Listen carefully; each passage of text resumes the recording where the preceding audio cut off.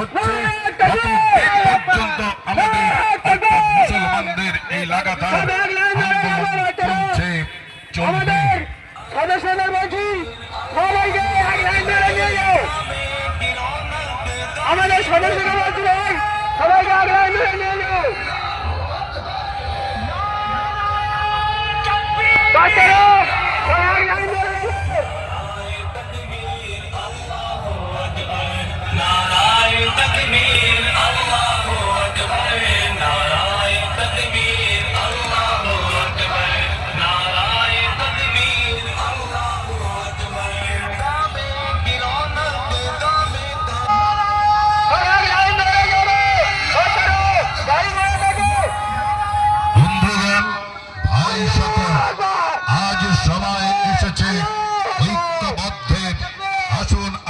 মুসলমান জাতিগতভাবে ঐক্যবদ্ধ হয়ে বিজেপি এই মোদী সরকারকে উৎখাত করে ফেলে।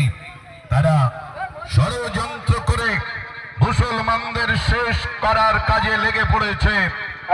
তাই তো মুসলিম ওয়াকফ সম্পত্তি আজ সংশোধনী বিল পাস করে ফেলেছে। এই বিশাল সম্পত্তি বিদেশি ব্রিটিশদের দালাল, আমেরিকার দালাল বিজেপি সরকার ভুলে গেছে এটা কাজী নজরুলের ভারতবর্ষ, এটা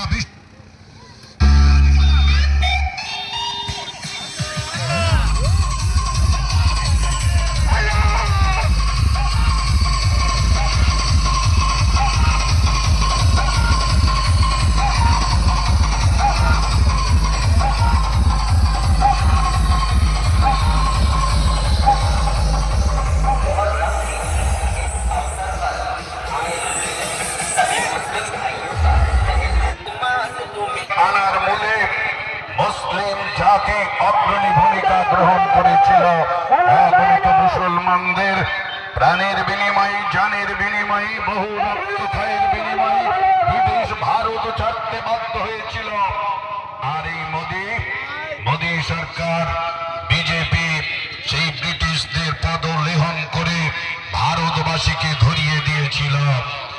আজ দালাল কেন্দ্রীয় মোদী সরকার সেই মুসলমানদের শেষ করার খেলায় মেতে উঠেছে। হুঁশিয়ার মোদী সরকার, হুঁশিয়ার! মুসলিম সম্প্রদায় ঐক্যবদ্ধ অঙ্গীকার গ্রহণ করেছে যাতে এই কালা বিল বাস্তবায়িত না হয়। ওয়াকফ সংশোধনী বিল বাতিল করতে হবে। হ্যাঁ, বাতিল করতে হবে, নইলে মোদী তোমার গদি ছাড়তে হবে। এই ওয়াকফ সম্পত্তি এটা মুসলমান জাতির নিজ সম্পত্তি, আল্লাহর নামাঙ্কিত সম্পত্তি, যা একমাত্র মুসলমানদের অধিকারভুক্ত। জান যাবে, প্রাণ যাবে, তবুও এই সংশোধনী বিল বাস্তব হতে দিচ্ছি না। সবাই মিলে আওয়াজ করো, পুড়িয়ে ফেলো। মসজিদ, মাদ্রাসা, কবরস্থান রক্ষা করা মুসলিমদের ইমানি দায়িত্ব। আসুন আমরা সমগ্র মুসলিম জাতি ঐক্যবদ্ধভাবে আমাদের পূর্বপুরুষদের দিয়ে যাওয়া সেই সম্পত্তি রক্ষা করতে লড়াই, সংগ্রাম, আন্দোলনে ব্রতী হই। বললে চলবে না, ওয়াকফ সম্পত্তি মোদী বা বিজেপির বাপের নয়। এই সম্পত্তির উপর ওদের কোনো অধিকার নেই, একমাত্র মুসলমানদের। তাই আসুন প্রতিবাদ সভা ঘটিয়ে তুলুন।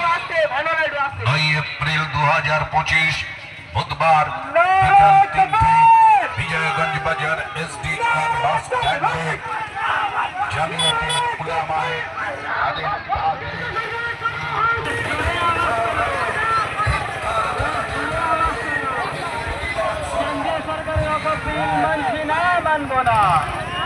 কেন্দ্রীয় সরকারের ওয়াকফ বিল মানছি না, মানব না।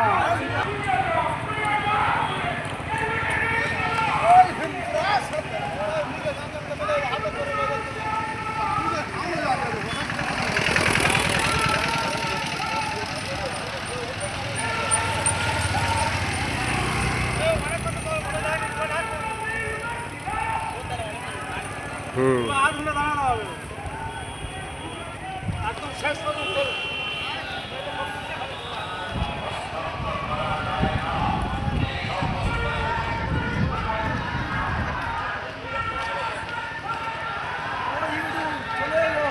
কেটে কেটে খায় কেটে কেটে ছেড়ে ছেড়ে দে কেটে কেটে ছেড়ে দে দেখে